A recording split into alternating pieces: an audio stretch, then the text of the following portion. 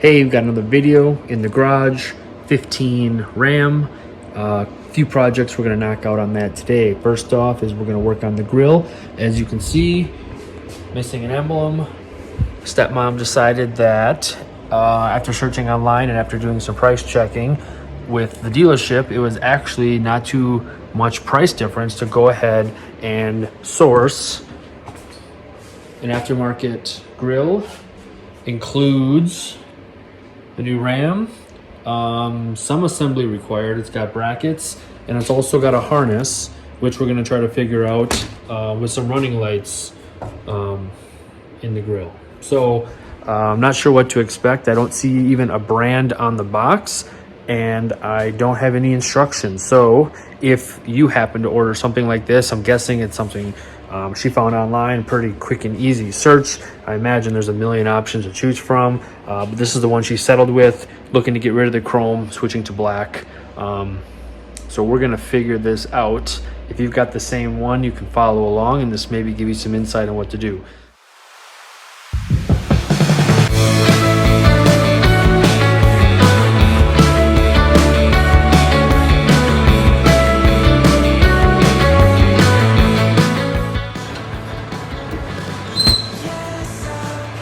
Push retainer, get underneath there with a pry tool, we'll pop it out. So now I'm seeing 1, 2, 3, 4, 10 millimeter. Then I'll ask, what have we done under the sun?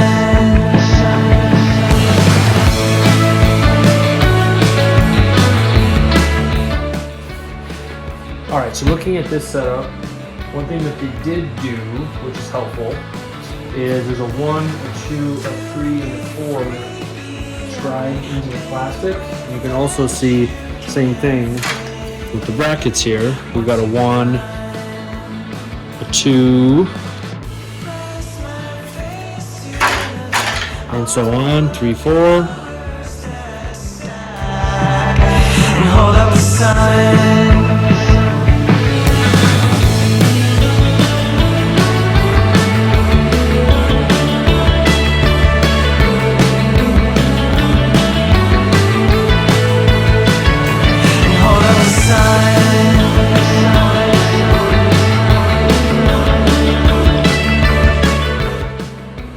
Okay, so by the looks of it, based on the hardware, coarse screws are what are going to attach the small ones in the corners.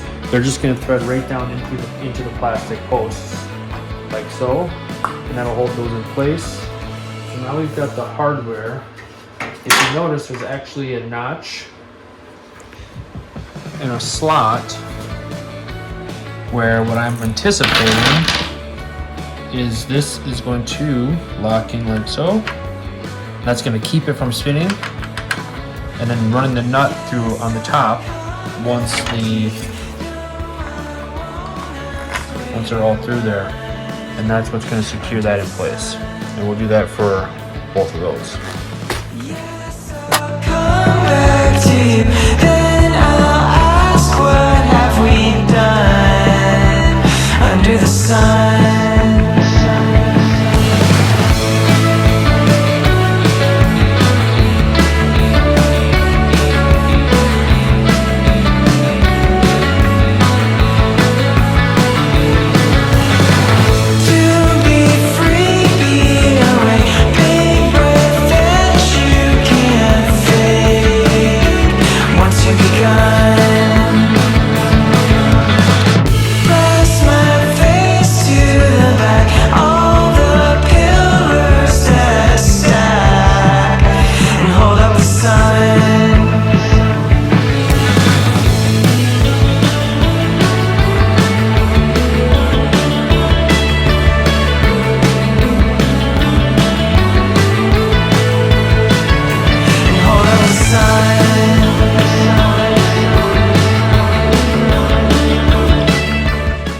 Base is first going to get screwed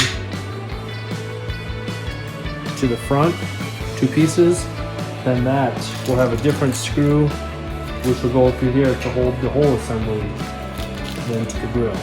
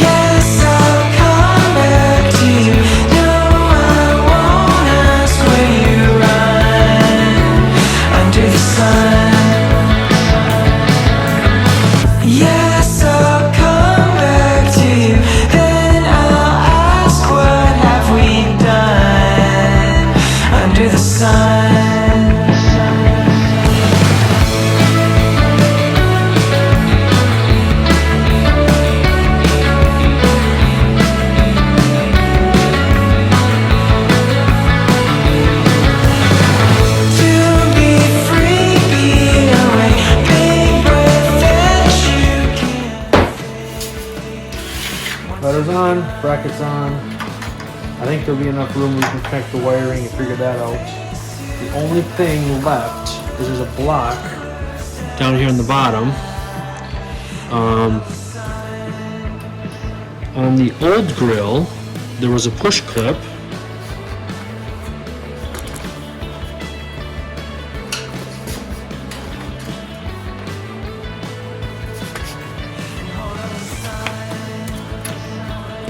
So I think I'm gonna rob that out and see if it fits into there, and that's what's gonna secure the bottom. Hopefully it'll work.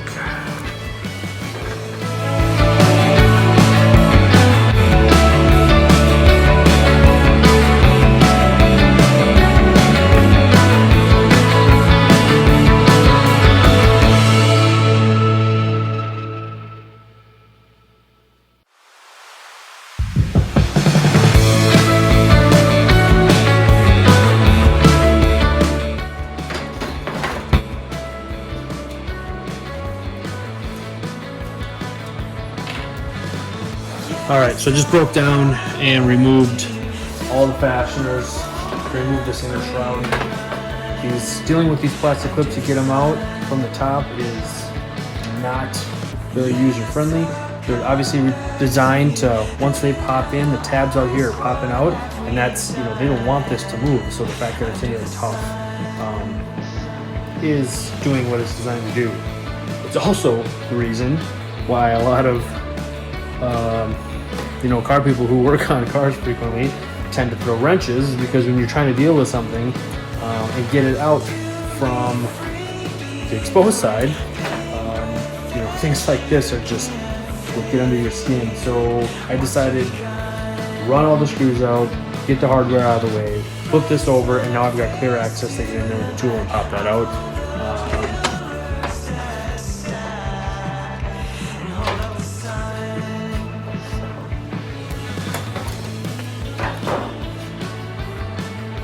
There we go. Proper way to do it: remove the hardware, get it underneath there, pry these tabs in gently, not risk breaking it. From the inside of here, I should be able to push that back out, and now it should click right into the new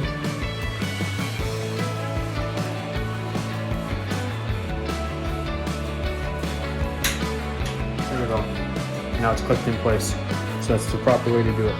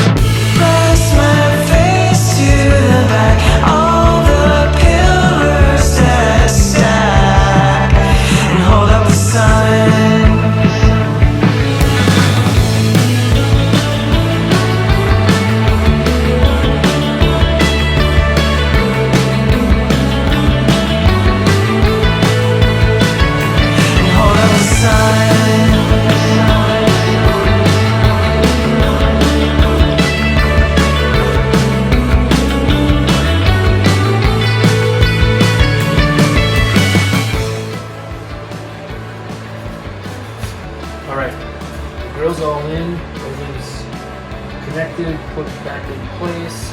I did get the wire connected and ran from the back of the these running lights that are replicating that Ford Raptor type look, which is becoming pretty popular. Just some zip ties to help clean it up. Got those tucked in, followed one of the other harness wires through the back side. Got ourselves just underneath the fuse panel, fuse box right here, power supply. I didn't really get video of the details of that. Essentially what I did is I looked, if you lift the cover, you get to see all the relays and fuses. If you take the extra connectors right here, you can actually lift that panel up and expose all the wires on the bottom. Using a tester, basically found one that had only ignition power, meaning currently with the vehicle off and the ignition off, there's no power running to that particular circuit.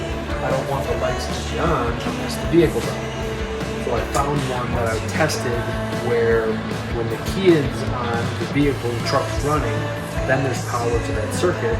I utilized that one to draw the power from, connected into that location on the board, and then I ran the ground right over to, there's a grounding lug right outside of that, which comes right into the chassis. So I didn't ground into here, I only took power supply from the ignition source power, which was actually one of the ones right here in the front corner. Now that it's all back together already, it's not that we're going to get great visibility, but from these clips here, you're going to be able to get access to all the wiring kind of underneath there.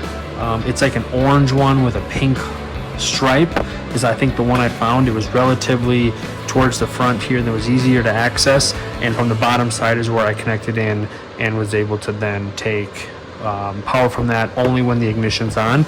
And then here's the grounding lug that just happened to be close by, so I just kind of connected the ground here, power coming off of that ignition source, and then cleanly kept everything ran down through back up and then into the back of the lights. So all is well. Those should fire up when I start the truck. The last thing that I was just working on is putting on this initial shroud back on, and the new connection brackets that we attached to the grill that run up to the cowl. The core support don't have holes in them for clips to push into like the other one did. So I'm just going to run a 1/4 inch drill bit, run a little hole right into that plastic bracket, just so I can clip these down in and complete that shroud install. Once you've begun, press my face to the back, all the pillars that stack, and hold up the sun.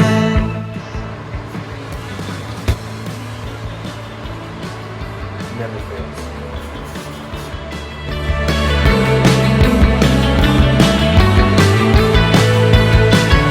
And hold up the sun.